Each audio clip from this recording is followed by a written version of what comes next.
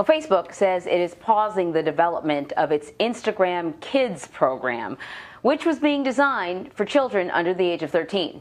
The kids version of the app would be ad-free and allow parents to monitor their child's activity. Developers say that they want more time to discuss the concerns of parents, experts, lawmakers, and regulators before launching the new version. According to the Wall Street Journal, internal research at companies like Facebook found the negative effects of social media are felt more among young people, specifically teenage girls.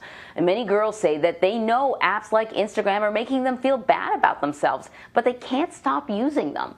A recent article in The Atlantic takes a look at how the inability to stay logged off of social media can best be compared to alcohol addiction. The author of that piece is Derek Thompson, and he joins us now to discuss this. Derek, very fascinating piece. I recall a few years ago a study, I think out of Korea, found that when a country experienced widespread penetration, is the way they use it, penetration of smartphones, they saw a spike in depression and suicide amongst young people. And it specifically had to do with their access to social media and their kind of immediate, quick access to social media in the palm of their hand.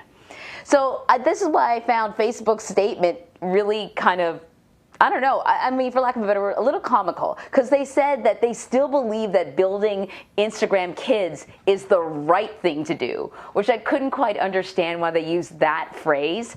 You know, your take on Instagram Kids and whether or not it would be the right thing to move forward with. Well, look, it's not just a study in South Korea, and it's not just the internal research at Facebook, and it's not just a study that's been done at Stanford and Harvard. We now have lots and lots of research that suggests at least two things. Number one, we see rising rates of anxiety among young people in the US and around the world. And number two, that increase seems extremely correlated not just with phone use, but with social media use. So I think we should really begin to think about and build a vocabulary around talking about the ways that Instagram and Facebook and other social media apps that may very well raise anxiety rates and create a compulsion, especially among young people who are extremely sensitive to that which is sometimes called negative social comparison. That is going online or just being with your friends and then seeing that someone has something that you don't and starting to feel really bad about that. Teens seem very, very sensitive to that psychological malady. So I think that, you know, Facebook they came out with this research. It was leaked into the Wall Street Journal, and now Facebook says they might pull back in their efforts to expand social media, or expand Instagram to tweens. I think that is the right decision, and it's the right decision if you look at this under the framework of social media as attention alcohol. Now, I love whiskey. I love wine. I really like beer. But I also understand, as just about every American understands, that this is a chemical that is extremely associated with dependency. And so we have a social vocabulary around dealing with that. We have designated drivers, and we tell people, okay, you should maybe not drink anymore tonight, and maybe you should take a break for this week. We talk about alcohol as something that can be compulsive and even addictive. We don't yet, I think, have the same social vocabulary around social media, and we need to build that if we're going to help vulnerable people, especially teens, especially teen girls, keep away from the more negative aspects of social media and potentially benefit from some of the things that can do really, really well. Derek, look, you know, no one's on Instagram more than me, much to the chagrin of my loved ones. But you know, but whenever a company targets children, whenever they go after children to try and encourage children to use something, I'm naturally suspicious. And Anne-Marie and I were talking about this yesterday. You likened it to alcohol, but I also think about it in terms of like, we were talking yesterday, and I said it reminds me of cereal companies when we were kids, and probably still today, that put out these like sugary, these cereals that were really not good for us. They were mostly made of sugar, which we know can have addictive qualities for people. You get hooked on sugar when you're a kid, and you're hooked on it for the rest of your life. And these commercials would come on TV, and I'd badger my mom to get me, Fruit Loops and Fruity Pebbles and Count Chocula. I mean, I could list the names of cereals that were, not really healthy and nutritious for me, and the companies that were selling them, or at least advertising them to young children to get their parents to spend some money to buy them. That's what I sort of feel is going on here. I mean, why even create an Instagram for kids when, for all intents and purposes, kids are already on Instagram? So I totally understand that metaphor, and it's a very, very common metaphor to use to say that social media is a little bit like extremely sugary cereals. I want to push back against it, and I'm interested if you buy my case. Okay.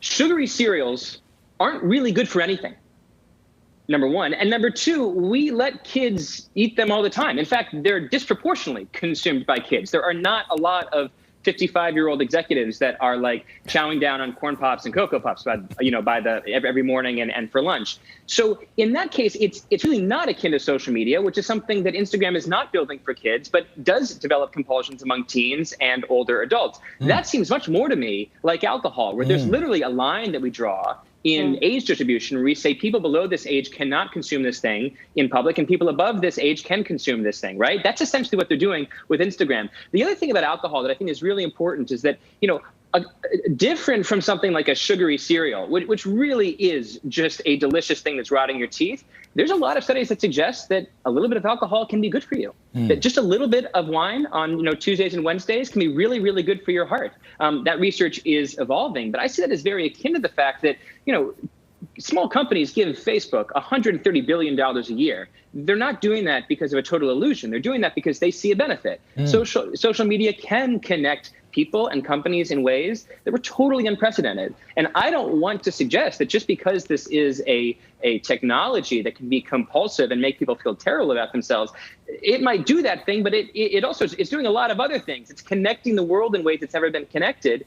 And there are a lot of benefits and a lot of drawbacks. We're trying to tease that apart. That sounds to me a lot like alcohol. We know why alcohol is good for, cardiovascularly. We know how it's a social lubricant. We know that people just really enjoy sometimes going to the bar, but we also recognize that it has this entirely separate dark side of compulsion and addiction and liver disease. And seeing the good and the bad, the light and the dark side by side, which we have done with alcohol, something that humans have consumed for thousands of years at this point, is something we have to see more clearly with social media. It's not just sugar. It's not just rotting out your teeth. It's doing something a little bit more complicated. And I want us to sort of develop an analogical framework for seeing the good and the bad here. And, and I think sort of to continue with that comparison, the other thing is, at least from a parent's point of view, there is a barrier between the sugary meal and my child. It's me, right? Like my kid needs me to get up and go to the store and buy it and bring it back. So I can just say no matter how much she bugs me. As a parent, I know it's much more challenging to keep track of what she does online. And yes, there is an age limit for, Facebook and Instagram to actually join it, but you can get on Instagram. I mean, you can scroll through the pictures if you want to without actually, being there. And so, which brings me to sort of my other question about how do we tackle this, right? There are, as you point out, there are age limits for alcohol. There are age limits for tobacco. There are warnings placed on tobacco products. If you go to a liquor store, you're probably going to see somewhere, it may not be prominent, but some sort of poster about, if you need help with your addiction, here's a number to call. But how do we approach social media? I mean, should we be seeing these sort of warnings as well before you can click through to the next picture? Yeah, I mean, not to hammer home the metaphor over and over, but this is, again, why I think it's really important to see social media as attention alcohol rather than some other food metaphor, right? Fruit Loops are a product for children that parents have the ability to filter. Right? You may have Fruit Loops today, you may not have it. You may have it this week, you may not have it. Alcohol is totally different. Alcohol is a product for adults that we say children should not have access to. And that is, I think, exactly the determination that Instagram is starting to make with kids, or at least it is the policy that Instagram just announced, which I hope they follow through in the next few years. Lots of people love Instagram and do not have a problematic relationship with it at all. They follow their influencers, they follow their friends, they like some posts, they heart some posts. they go on with their life, right? It is just like watching television. It's not that bad for them. But there's a separate group of people, especially teenagers, that are extremely sensitive to compulsive behavior and negative social comparison. And Instagram should be doing much more about finding ways to warn them, keep them from overusing it, but also give parents the ability to monitor tween use, right? Monitor the use of children or kids or tweens who shouldn't necessarily be on it in the first place. So those are the sort of tools that I think Instagram should begin to build into its product. Sure, allow 35-year-olds, 45-year-olds, 55, et cetera, to use it as they're essentially using it. I think that's probably okay. But for teenagers, I think we need much more controls, and we probably need to find stronger ways to keep people, say, under 13 and 14 off the app entirely. All right, Derek, you sold me on your hypothesis. Social media as similarly as alcohol. But let me throw another one at you and see what your take is on this. Going back again to my childhood, which all of my agita stems from in life. I also then wonder. So, what does Instagram exist to do? Is it there so that we can share pictures of our lives, or ultimately is it about selling us something, whatever it is that advertisers are interested in getting us to sort of buy? Or, I mean, I don't know how many times I look on Instagram and stuff comes up that I have no idea like why the algorithm would choose me for this specific item, but it's there in my feed, right? I wonder then, is it similar to the cartoons that we watched as children and Saturday morning cartoons, which were, people forget that these cartoons were produced, yes, because they wanted some wholesome entertainment for kids, but what was around those cartoons? The advertisement around those cartoons were basically things that we then bugged our parents to buy. And that's why they figured, we can produce a cheap cartoon so that kids will go out and buy that $6 million man action figure with the power grip, and we're going to sell a lot of those if we produce a 15-minute or 20-minute cartoon on Batman. Is there a similar analogy there? Absolutely. What you named are two examples of advertising-supported media, right? Cartoons for kids or advertising-supported media. The kids watch the cartoons, and then an ad for whatever, Pampers or some Hasbro toy comes up. Television news is advertising-supported media. People talk. They talk about issues. They talk about Biden. They talk about Instagram. And then what comes after that? Some ads. Newspapers are advertising-supported media. Linear television, traditional TV with the cable bundle, not Netflix and HBO, but traditional television is advertising-supported media. You have an audience that is engaged by the content, and then aggregators are sold. Advertisers are sold an aggregate of that audience in order to sell them things. So, the existence of advertising-supported media is something like 170, 180 years old, and Instagram is just an extremely successful version of it, not only because it's so compelling to people, but also because Facebook and Instagram know so much about our behavior that they can build a sort of psychosocial demographic we fit into, and then sell us something that we really, really want. Someone really, really loves wine, or they really, really need a new some new bedding. Well, they're sold, a wine club membership or some beautiful new bedding. Instagram is much better at that than, say, an old-fashioned newspaper or traditional television. But I think what you said is exactly right, that yes, the behavioral aspects of social media, the behavioral aspects might be comparable to something like attention alcohol.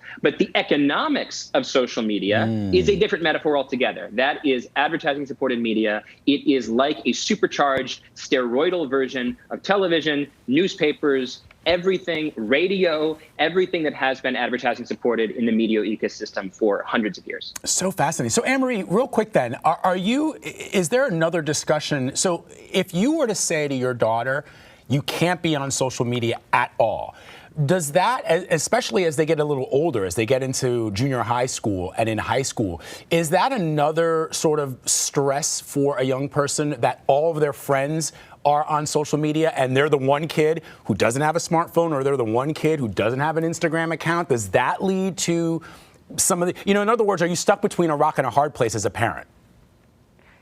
Yeah, I'm not there yet because my kid's kind of young, but certainly other parents have said that that's their dilemma, and other parents have asked me, does your daughter have a smartphone yet? Because their kids are asking about getting smartphones. So yeah, I definitely, think that it is. And I mean, you can put sort of all the barriers you want, kind of software barriers or whatever you want to do to have a kid-friendly environment. But content creators figure out ways around that. YouTube has a lot of stuff in place, but I can guarantee, like, once every couple of weeks, my kid will be watching a video and I'll hear a word that she knows she's not supposed to hear or say, and she knows because she very quickly changes the video, and it's gotten through whatever barriers.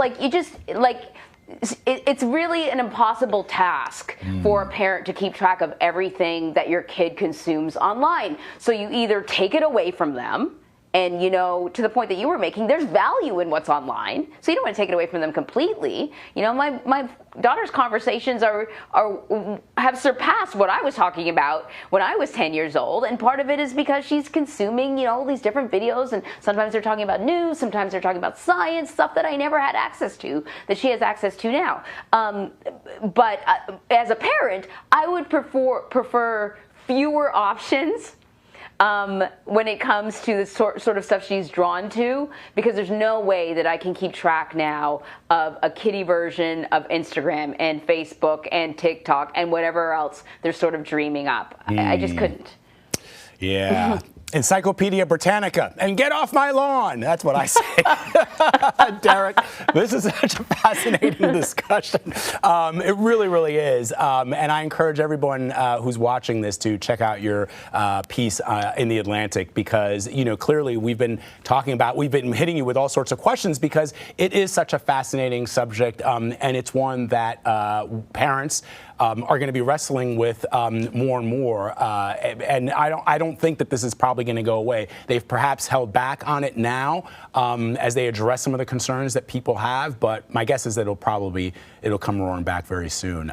So Derek Thompson, thank you very, very much for an illuminating discussion. We appreciate it. Thank you. So as online content increases in popularity, so does the number of people trying to make money off of it. That's what we were just talking about. And you might be surprised how young some of them are. So be sure to check out the CBSN originals, Kid Influencers, Few Rules, Big Money, streaming now at cbsnews.com/influencers.